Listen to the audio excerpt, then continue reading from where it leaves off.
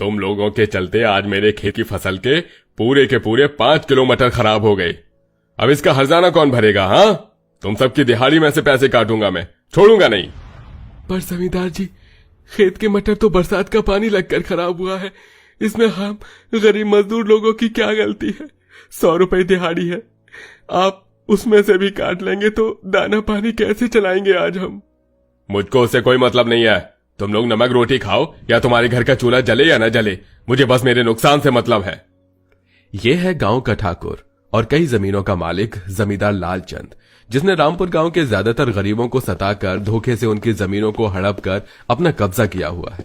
वो सारा दिन मजदूरों को खेत में काम करने के बदले दिन के 100 रुपए दिहाड़ी देता है, जिसमें बूढ़ी जमुना भी मजबूरी के चलते बनिहारी करती है। वो स्वभाव से बहुत ही मिलनसार और नरम दिल की है। सबके दुख को अपना दुख मान लेना उसकी आदत में शामिल है। मदन, आजा रोटी खा ले। नहीं जमुना काकी, तुम खा लो, मुझको भूख नहीं है। सुबह से खेत में भूखे प्यासे खट रहा है और कहता है भूख नहीं लगी। चल आजा। खाएगा नहीं तो मेहनत कैसे करेगा और अपना परिवार कैसे पालेगा? पर काकी, ये तो जमींदार की सरासर गलत बात है। हम किसान लोग उनके बंजर जमीन को सर्दी गर्मी बरसात की मार सहकर सींचते हैं और बदले में ये हमको क्या देते हैं? 100 रुपए, जो आज के इस महंगाई भरे दौर में परिवार का पेट भरवाने के लिए पूरा भी नहीं पड़ता है। खुद तगड़ा मुनाफा कमाते हैं, तभी तो गरीब लोग और गरीब होते जा रहे हैं और अमीर लोग और अमीर होते जा रहे हैं। मदन के इस कथन में कुढ़न के साथ गरीबी और दुखों में जीने का दर्द साफ दिख रहा था। ये लो तुम सबके आज के 50 रुपए। 50 रुपए मैंने काट लिए हैं, अब चले जाओ सब। अरे ओ जमुना, ऐसा कर, ये सारे सड़े गले मटर ले जा, वरना इसके चलते मेरे बाकी के मटर की फसल को भी कीड़े न खा जाएं। ले जा इसे। जी हुजूर, ले जाती हूँ।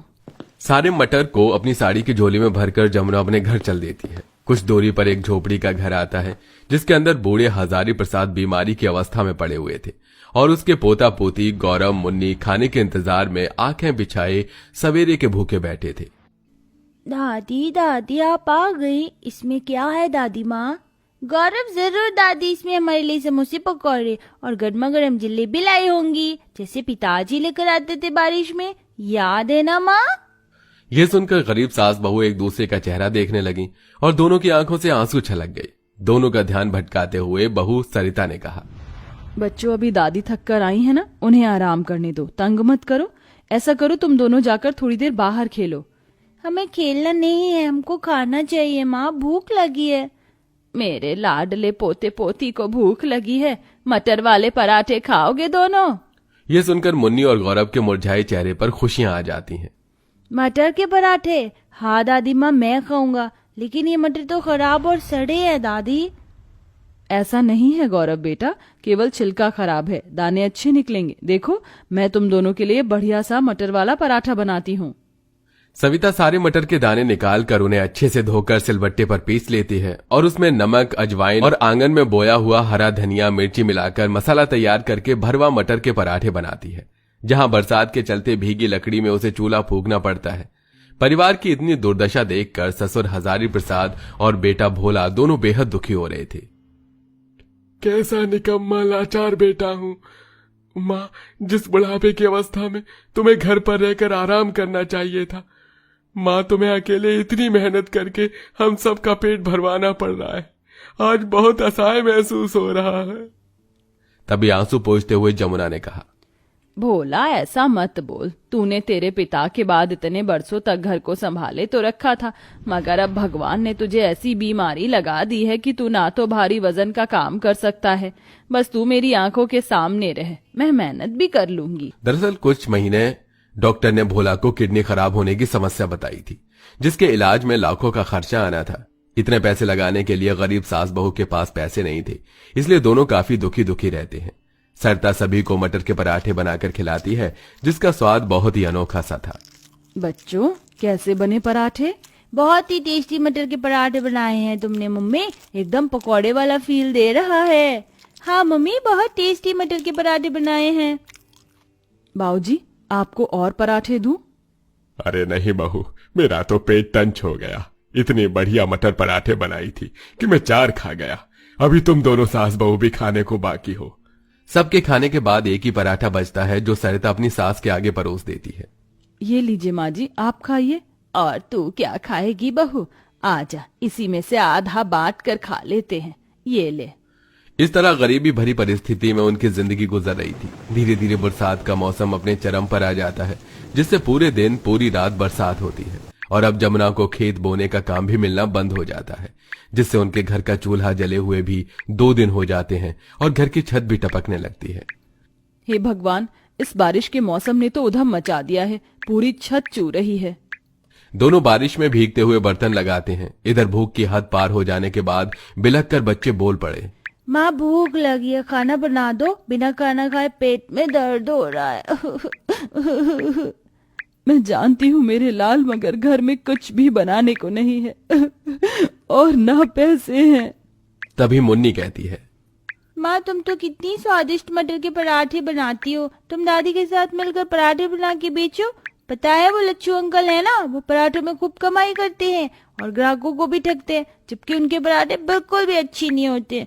देखना माँ, जब तुम और दादी पराठे बनाकर बेचोगी ना, तो सारे ग्राहक तुमसे पराठे खाएंगे। मुन्नी की बातों के जरिए जैसे भगवान ने उन दोनों गरीब सास बहू को रास्ता दिखाया था। दोनों सामान और ठेला इकट्ठा करके मंडी के भाव से मटर की बोरी लाती हैं और अगले तड़के उठकर सुबह सुबह पराठे बनाकर तैयार करके बारिश में ही ठेला लगाती हैं, जहां बहू ऊंची आवाज लगा के लोगों को बुलाती है, मटर के पराठे खा लो, मटर के पराठे। अरे आओ और खाओ, बारिश के मौसम में मटर पराठा, खाने में खस्ता, दाम में सस्ता। तभी कुछ लोग बाजार में नया आइटम देखकर सास बहू के पास आते हैं, जिसमें एक पति पत्नी थे, झुमरी और तिवारी। अरे ओ लड्डू के भैया, चलिए ना, चलकर मटर के पराठे खाते हैं। ठीक है पगली, चलो तुमको पराठे खिलाते हैं। आइए भाभी जी, भैया जी कहिए कितने पराठे लगाऊं? 2 पराठे लगाइए। जमुना जल्दी जल्दी पराठे सेकती है। वो बरसात में भीग भी रही होती है और बहू परोसती जाती है। अरे वाह, क्या मस्त मटर पराठा बनाया है इन सास बहू की जोड़ी ने। सच में मटर के पराठे में दम तो है, वरना ये शहर वाले लोग तो बस पराठों के नाम पर पापड़ खिलाते हैं। एकदम चिमकी पराठा, ना तो उसमें दाम भर का आलू होता है। बहन 2 पराठे और लगा दो। जी भैया जी, अभी लाती हूँ, 2 मिनट दीजिए। दोनों पति पत्नी को चाव से मटर पराठा खाता देखकर और कई सारे कस्टमर बारिश में खाने आते हैं, जिससे कि शाम से पहले ही गरीब सास बहू की मटर पराठे बिक जाते हैं। पहले दिन की कमाई ही कितनी अच्छी हुई बहू, बस राम जी की दया कृपा से इसी तरह हमारे मटर का पराठे का धंधा चलता रहे। कल से हमें और मटर पराठे बनाने होंगे माँ जी।